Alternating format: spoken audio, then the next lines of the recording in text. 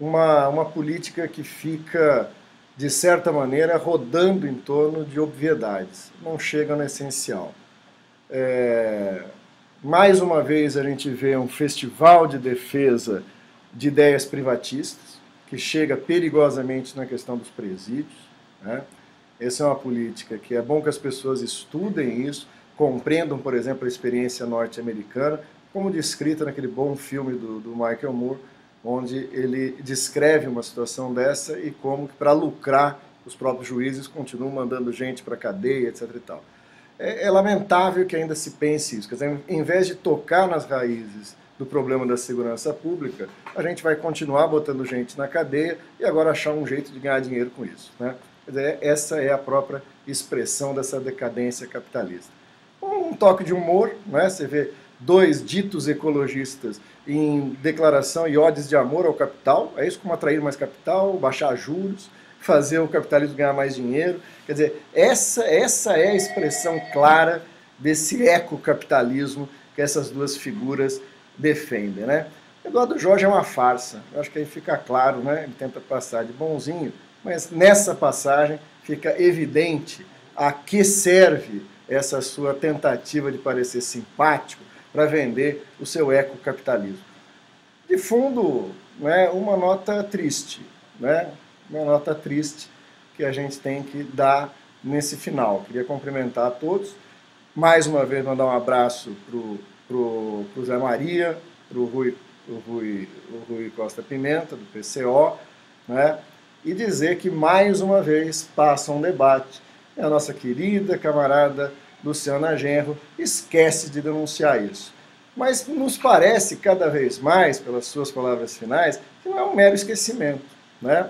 Parece que é uma tentativa de se colocar nesse espaço como única expressão da esquerda, né? É muito triste que se use esse espaço, que já é por sua natureza excludente, que já tira expressões políticas da esquerda do debate, para terminar nessa autopromoção, tentando ocupar como se fosse a única expressão da crítica à esquerda nessas eleições. Mas nós vamos seguir a nossa prática. Não criticamos durante a campanha, nós vamos encerrar a campanha agora com uma crítica nessa. Queria cumprimentá-la pelo debate, né? Ainda que não concorde com todas as posições que expressou, mas de fato é aquela que se diferencia nessa mesmice aí. Uma coisa fica clara nesse debate, né? A gente, quando fala da permanência do PT no governo em todos esses 12 anos, uma coisa fica evidente nesse debate, né? O PT tem uma vantagem nessa disputa, ele não tem oposição no campo da direita. A direita está muito ruim nessa campanha, muito ruim, né? A fragilidade da campanha do Aécio, a inconsistência da Marina, né? Essa expressão grotesca dessa direita que é Fidelix, que é Pastor Everaldo, esse conservadorismo tacanho, né? Eu queria entender o que significa aquela referência, né, de Fidelix sobre Venezuela, Cuba, treinamento de guerrilha, que ele está de olho. Ele está de olho em quê? Né? Ele está querendo discutir se há relações internacionais com Cuba? É isso? O que ele está querendo sugerir? Qual é a sugestão desse senhor? Esse cara é um fascista. Esse cara é um germe de um fascismo que se expressa de maneira burlesca, né? Agora, o risco é a gente ficar achando graça de uma figura tão burlesca desse que expressa um pensamento tão preconceituoso, tão tacanho, tão medíocre, né? Tão assim, de forma caricatural, querendo fazer um debate numa discussão presidencial. Ora, o que nós queremos deixar de maneira bastante evidente nesse comentário final é que se confirmou uma suspeita que agora fica de maneira evidente, né?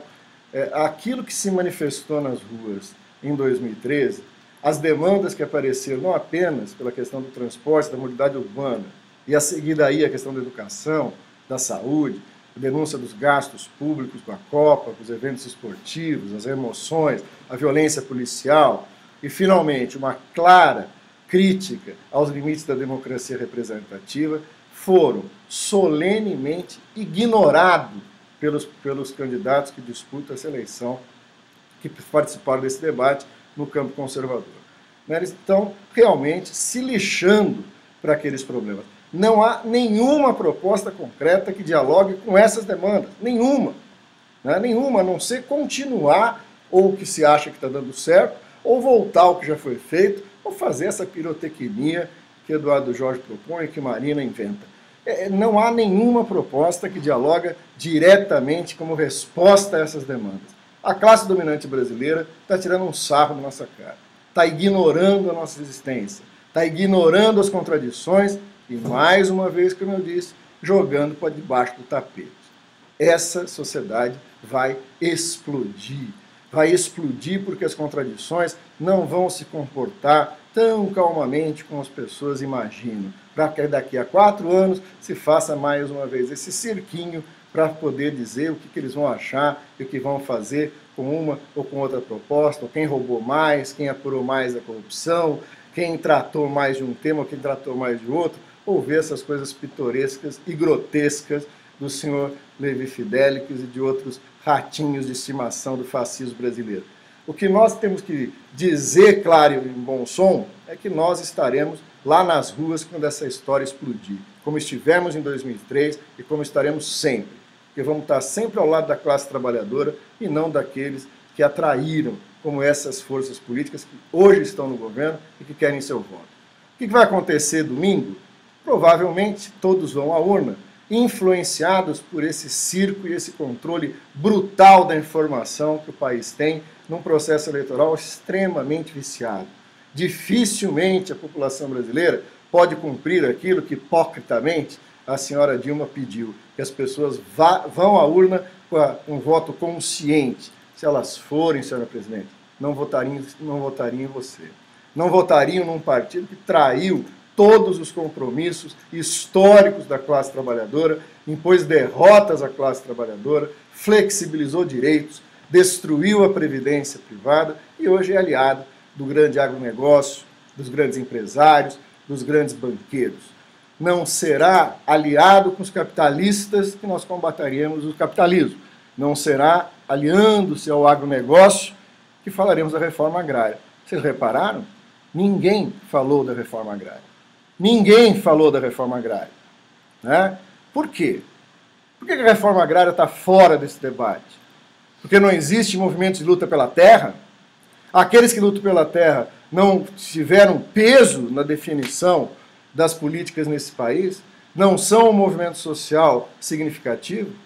Qual foi a questão sobre a questão urbana, que move, por exemplo, movimentos de massa tão significativos como o MTST? Qual foi a questão que tocou na raiz desses dois problemas centrais, que é a reforma urbana e que é a reforma agrária? Qual foi a questão nesse debate que tratou da natureza do Estado burguês no Brasil e do seu funcionamento? Né? Daquilo que gerou o impasse do ano passado, da falta total de representatividade, da falência desse sistema? Nenhum desses temas foram tratados. Então, estão sendo jogados para debaixo do tapete. Né? Estão sendo tentando escondê-los da consciência visível da nossa sociedade. Nós estaremos lá para quando essa história explodir e a classe dominante tentar entender mais uma vez o que é que aconteceu, da onde veio tanta revolta, da onde veio tanta insatisfação. Vem das contradições não enfrentadas, vem da injustiça, da exploração, da opressão sobre milhares de pessoas que aqui embaixo, na realidade, não no cor-de-rosa desses programinhas eleitorais, nem nessa delicadeza desses debates dirigidos por essa rede de televisão privada e sem nenhuma idoneidade para fazer um jornalismo sério nesse país, pode levar ao enfrentamento desse debate tão sério que são os assuntos que nós colocamos.